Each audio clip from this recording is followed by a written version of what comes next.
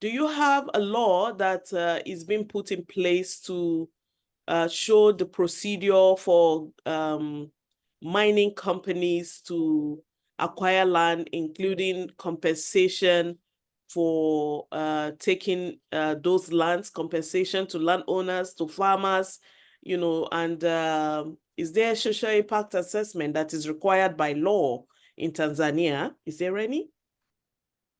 Yes. Yes. Sure, doctor. Continue, Ezekiel. Thank you very much. Yeah, there is a law very clear and stipulated on how, but we have a challenge on two things. Artisanal and small-scale miners try to escape following the procedure to compensate communities, and normally they are not regulated easily, especially the artisanal miners. But for large-scale mining, it's a bit, controlled and easy to manage for the land acquisition and so forth. Despite though, there is a challenge on a fair compensation to communities, but also other human rights related issues across those, along large scale mining. So the part that we are now dealing with is mostly by artisanal and small scale mining, which is very challenging. And it's more like it is everywhere, almost everywhere. That's right. Yes. That's interesting. What about legal structures? Yes, Joyce? Maybe to add what Ezekiel has just said is that artisanal small-scale miners are not recognized at all in our mining laws and the other laws. So the problem is they are called illegal miners. So there's no any place in our mining law you can find the definition of artisanal miners. That is the problem, and that is where Hakimadini is now advocating for the government to recognize the work of artisanal small-scale miners and them to be educated, for them to acquire license to be recognized by the our mining laws. And as Ezekiel said, that our mining laws give preference to mining companies instead of the small-scale miners or artisanal small-scale miners. That is the challenge with our mining laws. In addition to the comfort, oh, sorry, we are really cutting you short and we are very sorry. No, it's fine.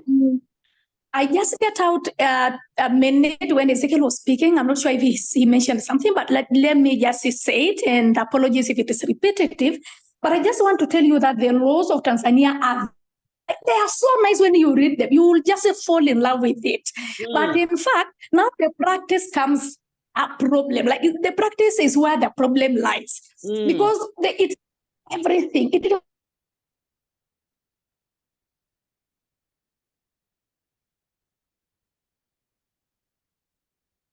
everyone is a person who deserves to be respected, who deserves to own land, who deserves to be paid compensation on the fair compensation on time, like all these things. But the practice is always a problem, Dr. Comfort, and it is never happening.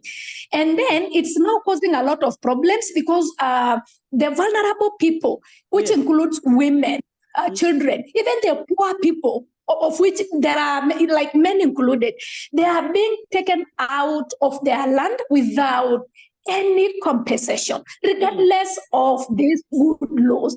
And then again, I want to tell you this. Our laws, which are very good, I truly praise them every now and then, but they are not practically working. They are not practically protecting the right of these people that we are talking about. Like there are this... they say, oh God, I'm just missing a very correct word. But I just want to tell you that these good laws are just good by reading. But they are never good by protecting these people. Look, there are times when these laws are again, the very same laws, which say a person who has to get out of this particular land for a certain investment has to be paid a fair compensation on time and things like that, and actually including being given another land. The same laws come back saying if this person doesn't listen to the conversation between an investor and the owner and the primary owner of the land, minister has the powers to remove this person forcibly, regardless of the right he or she has.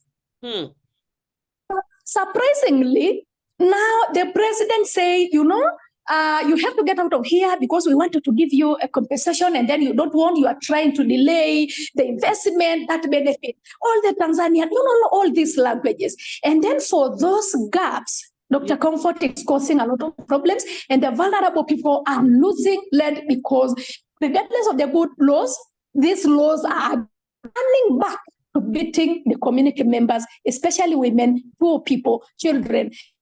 This is a problem.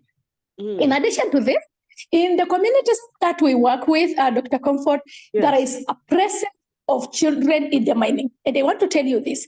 If our coming project will be successful, we are not yet sure because we haven't received confirmation from the donor.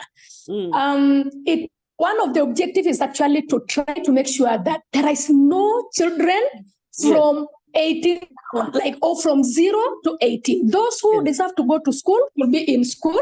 And those who they are still young, they are not schooling, we are advising the leadership. That's why we told you we will work with the institutions, local institutions, the communities, to allocate like a building, like a small point where small children, young children, infants would play, would wait as their mothers and their parents work, waiting for them to be breastfed or to be fed by their parents, but at least to be away from the mine pits, from accessing or touching the mercury and things like that.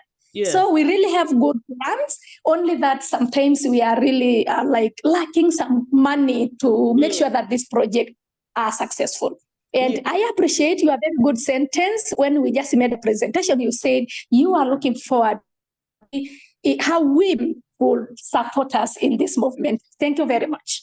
Yeah, thank you, Joyce. This is a critical challenge, and it's not only in Tanzania, it's across